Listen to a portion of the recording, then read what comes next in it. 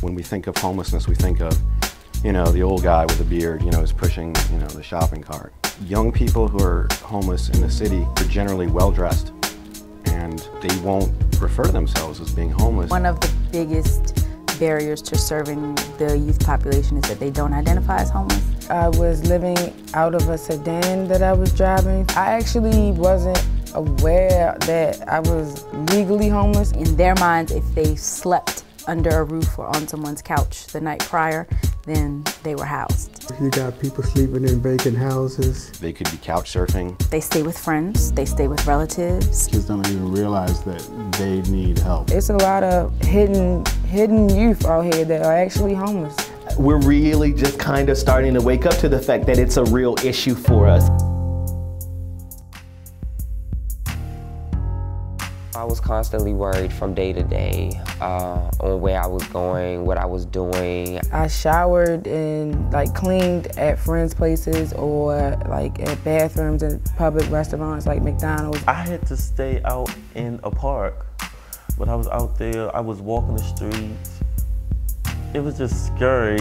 At the beginning, I was embarrassed. It was like not being able to be clean or to just have a place to reconnect with my thoughts. You feel like a ball of confusion. Trying to maintain and still go to school and still work and still have to worry about where you laying your head at. I used to ask God all the time, why was he keeping me alive? Don't wish that on nobody. When being housed is an issue, the only goal you really have is to be housed. It's survival instead of thriving. As a child, I was living with this aunt and that aunt. That started me as 3 years old, hopping place to place.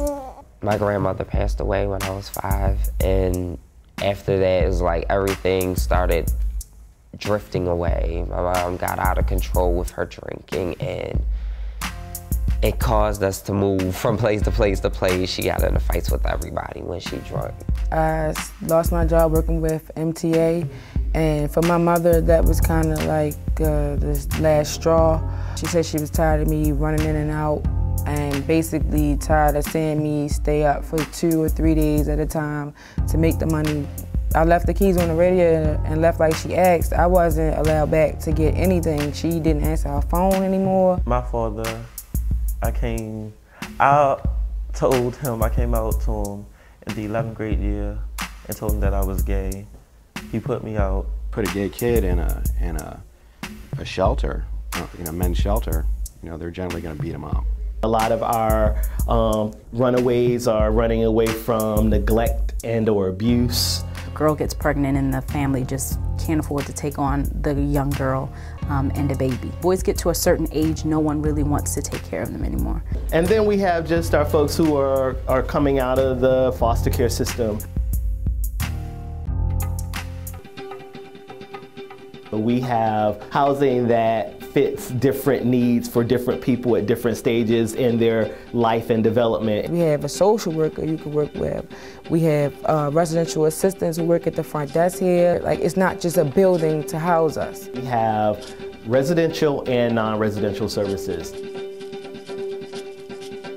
The Youth Resource Center provides really the entryway. Any young person can come here who is homeless and pretty much get connected to any resource. Emergency financial assistance. Money management, cooking, housekeeping, healthy relationships, conflict resolution. Obtaining insurance, seeking employment, if they're still in high school, playing the role of a guardian, parent. To obtain a bank account, budgeting, saving, parenting skills. What will normally happen is I'll get a phone call from a young person who's either homeless or about to be put out, and I'll ask, some general questions. Where did you sleep last night? Did you eat last night? Are you eating today? Are you safe? I'll usually invite the young person to meet me. We'll sit down, I'll get some more information, and help the young person to come up with a plan. And do whatever they tell you to do if you're really serious about getting off the streets. This is a good place to be. I've never been anywhere like this before. Beautiful things happen here. When I first started living here, I felt like, oh, a whole weight just lifted off my shoulders. Just providing that stable environment for me was just all that I needed. I eventually started working and providing for myself. They come feel abandoned.